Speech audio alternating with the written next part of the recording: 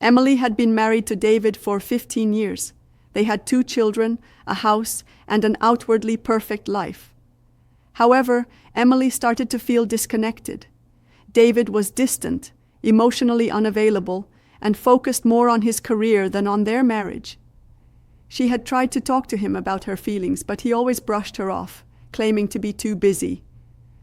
Over time, Emily felt neglected and began questioning whether the emotional intimacy she had once felt with David still existed.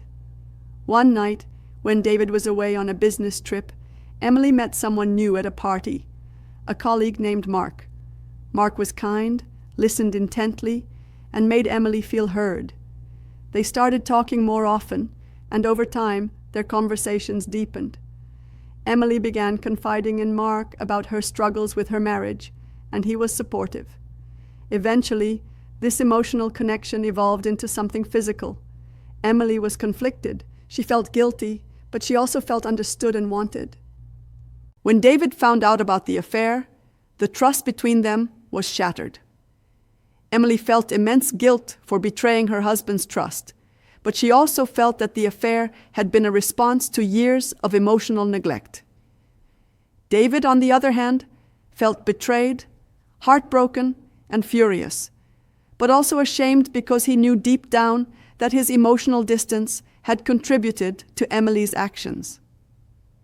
In the aftermath of the affair, both David and Emily had to confront uncomfortable truths about their marriage. They sought counseling, and over time, Emily admitted that her affair wasn't just about seeking physical intimacy, but about emotional validation and a desperate need for connection.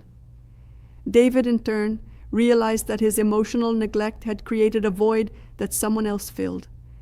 The couple had to work through their issues, rebuild trust, and navigate the emotional wreckage caused by the affair. After Emily and David had the devastating conversation about the affair, their world felt like it was crumbling around them. The house that had once felt like home now felt like a cold, foreign place. Emily couldn't escape the constant nagging in her mind, the guilt, the shame, the overwhelming sadness. She knew that she had hurt David deeply, and although she was struggling with the aftermath of the affair, she couldn't help but feel like she had done it because of the emotional isolation she had suffered in her marriage. David, on the other hand, had never felt such deep anguish. The man he had been for years, the successful businessman, the provider, the husband, was now shattered. He couldn't shake the feeling that his wife had sought comfort in another man's arms, and in doing so, she had declared that their marriage meant little. David felt humiliated, betrayed, and unsure of what to do next. He spent the next few days in a daze, bouncing between anger, confusion, and sadness, never fully able to express how he truly felt. Every time he tried to speak, his words felt hollow. Days turned into weeks, and while their house remained the same, their relationship was unrecognizable.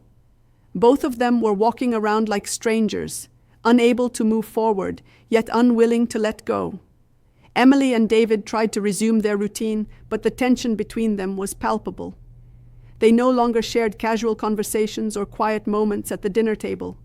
Their marriage had become a space filled with awkward silences, cold glances, and unspoken words. Emily went to therapy on her own. She needed to understand why she had done what she did and what it meant for her future. She hadn't fully realized how emotionally starved she had been until she met Mark. She had been craving validation, connection, someone to truly see her. She had spent so many years focused on taking care of everyone else, her children, David, the house, that she had forgotten to take care of herself.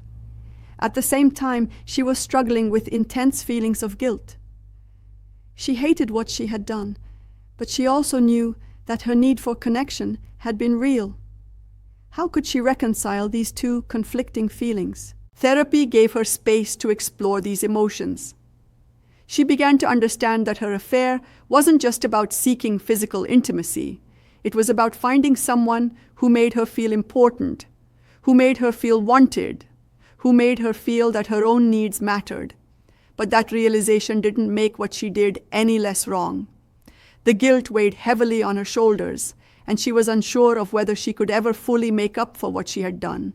In therapy, David discovered that his own issues with vulnerability and emotional expression had played a significant role in the distance between him and Emily. He had built walls around himself, convinced that showing weakness or fear would make him less of a man. Over the years, he had stopped sharing his fears, his frustrations, and his dreams with Emily.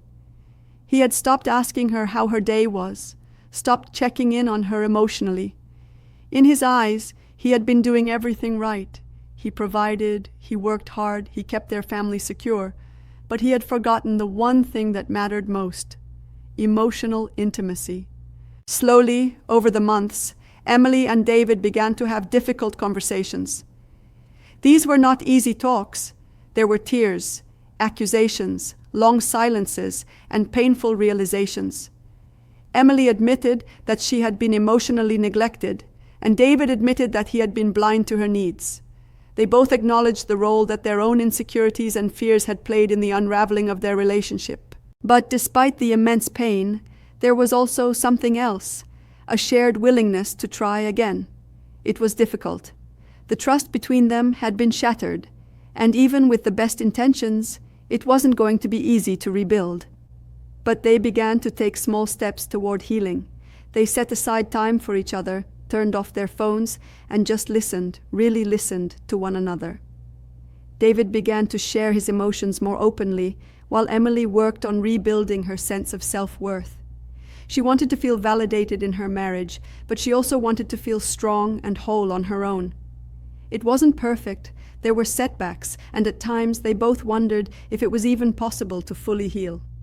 But over time, they found their way back to each other. It wasn't the same as before. Their marriage had changed. But they learned to appreciate each other in new ways, recognizing that love wasn't just about passion or security, but about being seen, heard, and understood. As Emily looked at David one evening, after they had shared a long conversation over dinner, she realized that although their relationship would never be the same, it could still be something meaningful. It would require effort, commitment, and honesty, but they both had a new understanding of the value of their bond. And so they continued, step by step, learning how to trust, love, and support one another again. The road ahead wasn't guaranteed, but at least they had started to heal.